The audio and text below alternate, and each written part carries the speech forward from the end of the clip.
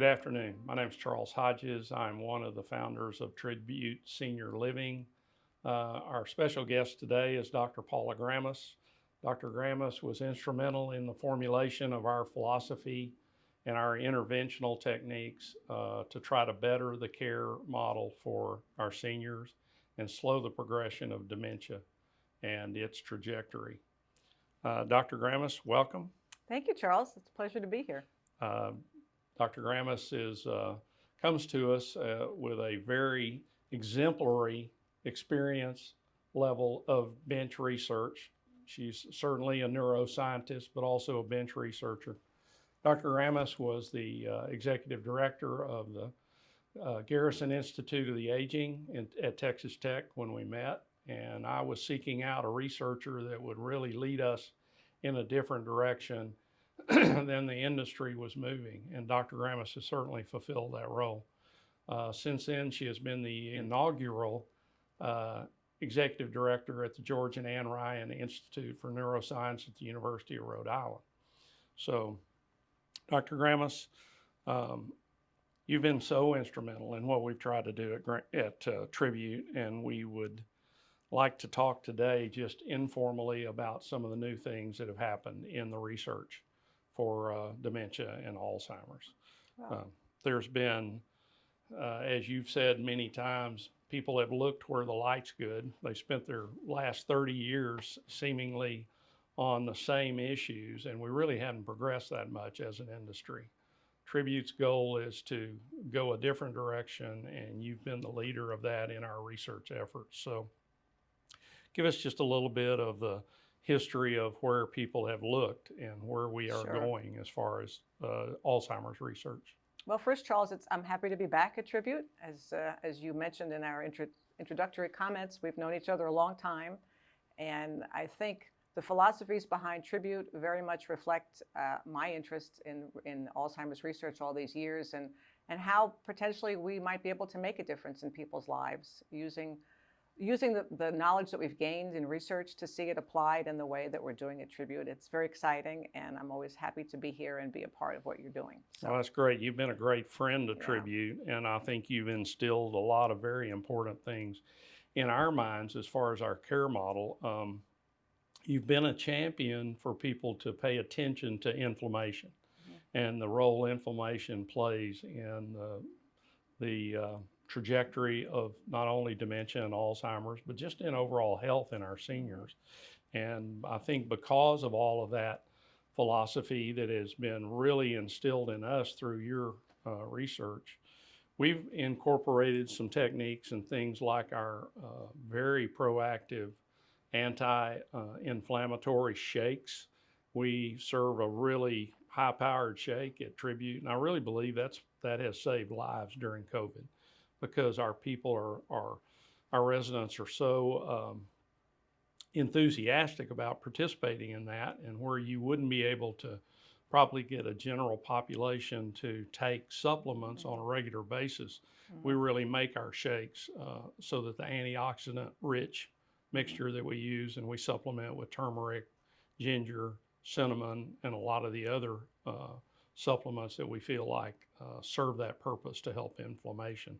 Tell us about how inflammation really affects the brain. Well, I think one of the things we've talked about over the years is the importance of diet, importance of exercise, and a lot of what those two pathways affect is inflammation in the body. I mean, there's a lot of data that's accumulated over decades that in the Alzheimer brain and in aging in general, that there's an increase in inflammation, and that's usually associated with a negative physiologic process, and that anything you could do to dampen that is a benefit. I think where Tribute has really been at the forefront and ahead of the curve of where we are now is this idea that there are things we can do that are non-pharmacologic, that are lifestyle interventions, diet, exercise, cognitive training, other things. In 2014, when the Finger study came out, which looked at, in Europe, looking at multiple interventions and how they work together. Again, diet, exercise, all these sort of global non-pharmacologic lifestyle interventions. I think Tribute was really among the first facilities to implement a similar approach. And now, of course, in the US, we have the Pointer trial, which is follows very closely the finger model of looking at multiple interventions and how they synergize with each other and possibly affect, again, the course of the disease. So Absolutely the case, and I put in 4 years of research before I really drew a line on Tribute and started to design it. And the finger study was really the one that completely illuminated itself as being groundbreaking, and I think that had a lot to do with our interventional kind of approach to. And now I think it's much more widespread and much more acknowledged to be important. And then the pointer, which is now the U.S. equivalent of the European finger study, is underway now. And I think we're going to get more and more data that, again, gives us more specific information about how diet, how exercise, how much exactly. Again, some of the subtleties are still to be determined, but clearly there's a positive impact of all these interventions. Sure. So. And I think a lot of the residents that come to Tribute seem to be over-medicated as far as I'm concerned. And if we can then come up with interventions that are non-pharmacological and that we can get in there and really change lifestyles, I think that's been a really important component to the success of Tribute.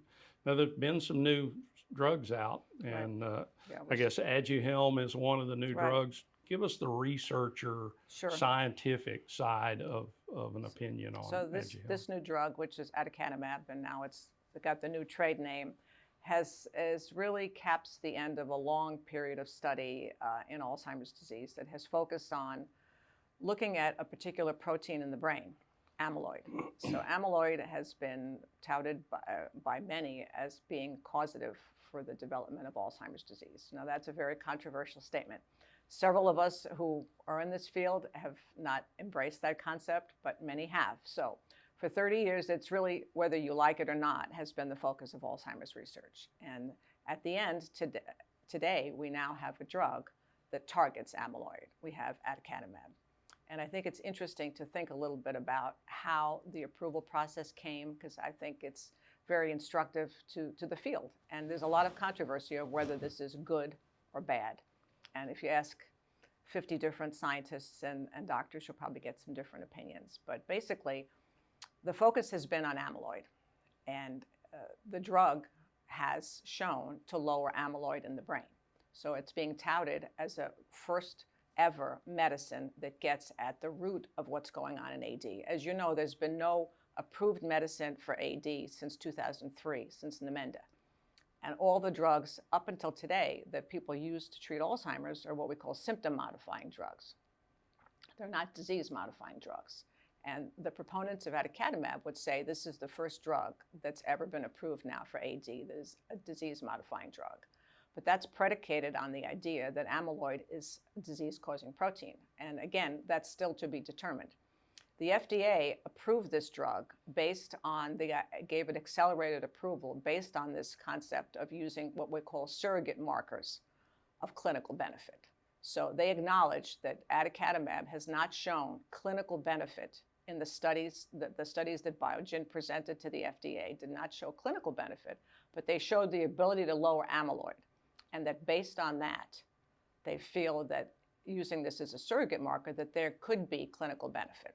Now, Biogen has been asked that they will have to do post-trial.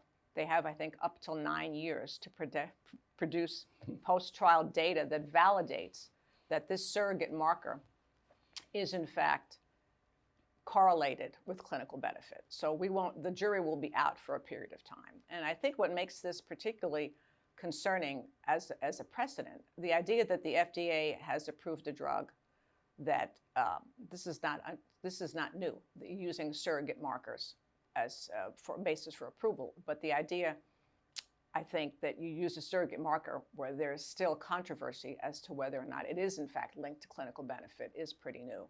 And just by way of context, the FDA has an advisory panel composed of experts in the field that reviews all the data that the company, in this case Biogen, presented for approval for Aducanumab. 11 members on that committee voted whether or not to approve that drug. So 10 of them said no, and 1 of them abstained because they were actually part of the Biogen trial. So I think, as far as I know, and I could be wrong, but from my recollection, I don't think the FDA has ever overridden its advisory panel when it's been this unanimous. I mean, they have in the past when there's been a split vote of whether or not something is efficacious, then the FDA can override. The advisory panel has no binding. It's by its nature advisory, right? So what happened here, I think, was so odd that 3 of the members actually resigned at a later date. And part of it is I think the FDA has I hate to say, possibly caved to political pressure. I mean, everybody wants the drug that works. Nobody, all of us in the field, I mean, would be jumping up and down for a drug that works. But I think they're so desperate that organizations like the Alzheimer's Association and others have been lobbying for these drugs because, again, if you are convinced that amyloid is in fact a good marker, I could see where you push for this drug. So there are, scientists and clinicians that feel this is a good thing. But then there are many of us who think that this is a drug that won't be useful. And on top of that, now it's $56,000 a year, number one. Right. Number two, it also is a monoclonal antibody, so it requires infusion and it requires PET to be monitored. And there are also perhaps incomplete safety data. I mean, there's brain swelling, there's what they call ARIA, which is associated with some of these kinds of therapies. And again, which may or may not be important, but it may be important. And particularly if the drug is more widespread in the community, as opposed to in a controlled clinical trial where patients are monitored really closely. So there's a lot of controversy. Some of the big medical establishments won't. Mount Sinai won't prescribe it. Right. The VA will not include it in its formulary. Cleveland Clinic will not, but others will. So, and as I said, Biogen has 9 years now to provide post-trial confirmatory data that this surrogate marker that there is in fact clinical benefit. So what is the status? I mean, so I guess the question is, should people take it or not? So ultimately, I think it's a discussion between patients and their doctors. There's also a lot of questions. I mean, in the trial, there was a whole list of inclusion and exclusionary criteria that did not appear in the initial approval of this drug. So for instance, in the trial, you had to show amyloid positivity in the brain. Apparently, that's not required to prescribe the drug now. So I think that's a little strange personally. So I'm not sure how this is going to play out. There's some people feel that, wow, this is great because now we have a drug, which we do, and perhaps this will spur more drug development in the area and more research in this area and more public awareness, which it may, or it may produce more amyloid-lowering drugs. I mean, the pharmaceutical companies have invested billions in this investigative stream, and they have many drugs that can lower amyloid. So Aducanumab is not the only one. So I'd be concerned that now everyone's going to want to run to the FDA and say, if this is where you've put the bar, if amyloid lowering is the bar, then why not approve all these other drugs? I think an argument could be made for that. On the other hand, the fact that there is going to be all this focus now on AD drug development, which maybe there needed to be more focus on that, may spur others in the field to look at other potential targets, which I always find to be exciting because we've tried to push the field in that direction to look more widespread. Right. Excuse me, at other potential targets, yeah. It was disappointing to me that the same, when we built Tribute, the same drugs that were prescribed for my father 20 years ago were still being prescribed with really no effect. Right. And Aricept and some of those, it just was disappointing. And so, I fear a little bit that the lowering of the bar, as you refer to it, may not be the best approach. And certainly a lot of members of the committee disagreed with that. Absolutely. And a lot of the renowned institutions agree with that. I think there possibly was some real pressure to just come out with anything that could show positive results. There's a lot of money going into Alzheimer's research, and I would hope that now that money gets distributed into different avenues of research. And I know there have been other studies that are proposed that look a different direction. And if we're all looking in one direction, we might not see the big picture. Yeah, that's what we're all hoping, that potentially this could be a moment in time where, because of all the focus on aducanumab and all the controversy associated with it, that maybe something positive can come out of it in terms of wider scope drug development. Right. But I think there's also the concern that if people feel that this is a drug that is in fact useful, whether it is or it isn't, is that going to deter people from participating in clinical trials? I mean, that's also been voiced as a concern. I mean, we want to make sure that people are willing, because the science can't move forward if people don't participate in trials, and that's just the facts. Right. So if people feel like, oh, we already have a drug, we don't need to be in a trial, that doesn't really help. Right. So there's that. I think, again, that's why the education needs to come to. We need to educate people to say that we still very much need clinical trials and AD research, because we still need to find better drugs. One of the hemo-oncologists I talked to in my past had said that we fear we will find 150 derivatives of every kind of cancer. And I also fear there's going to be a lot of fine-tuning to do with this, not a one-pill-fits-all approach. And I think that's why it's really important for us to distribute the funds into different avenues of research, chasing different elements, because it's not every Alzheimer or not every dementia progression track is really the same. We've seen that difference in a lot of our residents. We've had our first resident graduate and go back home.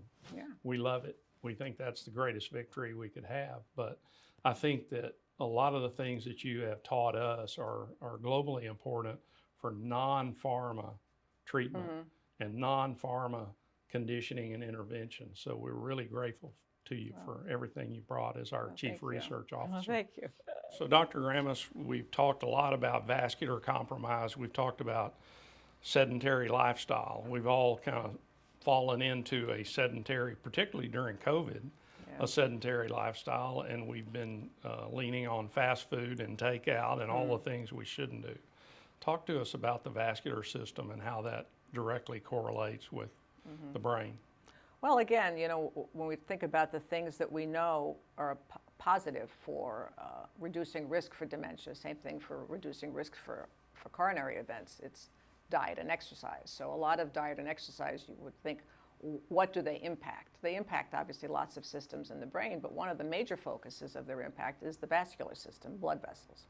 And our research has been focused over the years in Alzheimer's on the blood vessels in the brain, and how we think blood vessels in the brain contribute to all the negative processes that go on that ultimately culminate in Alzheimer's disease. And again, from our perspective, what are the things that are going on in the blood vessel that are eventually causing the nerve cells in the brain to die? And we think that a lot of that is driven by inflammation, which, you know, we've talked about before, is of course a whole body phenomenon. It's not just in the brain and it's not just in the vasculature, but we've shown that in the Alzheimer brain, blood vessels do drive a lot of the inflammatory changes in the brain. So from our perspective, we said if you could go in and damp down that vascular component, that vascular drive for inflammation in the brain, perhaps that's a way that you could improve the overall environment and lessen some of the negative sequelae that happen down, you know, further down the road. So. You know, I've had one friend, actually an employee friend, he's in his 50s and he's had multiple TIAs in the last few weeks, unfortunately. Lifestyle certainly is a part of his trajectory into that repetitive TIAs. And of course, what we try to do with our interventions is really heighten the fitness regimen. And I know I've tried to explain that the theory of the vascular compromise as putting low octane gasoline up to the brain, the engine that runs. It doesn't run as well as it does with highly oxygenated blood. And so that fitness regimen and our interventions are something that you've really had a strong input to us, that is really a major element and beneficial at every level and every age. Absolutely, and I think we had talked about years ago, you know, when I would go to these international conferences, and the data that's presented on exercise by other groups, not us, but is so compelling that I often thought if it was a pill, it would be on the front page of the New York Times, you know, that look at what this can do for people that have MCI or early AD. And I think I think sometimes science dismisses the role of exercise because it's almost a soft science, you know, it's not, because it's not a drug. But I think the effects are pretty clear, both in animal studies and when it's been looked at epidemiologically in the human populations, that there is a clear benefit to exercise. Sure.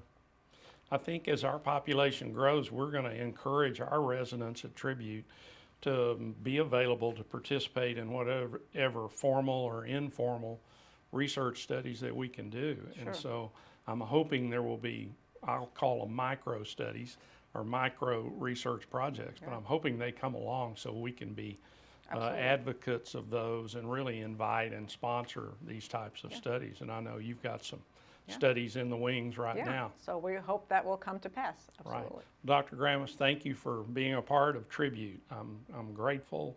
We've learned so much from you, and we get really bench to bedside research access in an unlimited fashion from you. So thank you very much for being with us and being part of Tribute, being a partner in Tribute, and really contributing to our what we hope is cutting edge approach to dementia and Alzheimer's. Well, thank you, Charles. It's my pleasure, and I'm excited to see our work translated in this real world setting, and hope to continue to monitor progress in the future. That's Thank great. you. Thanks.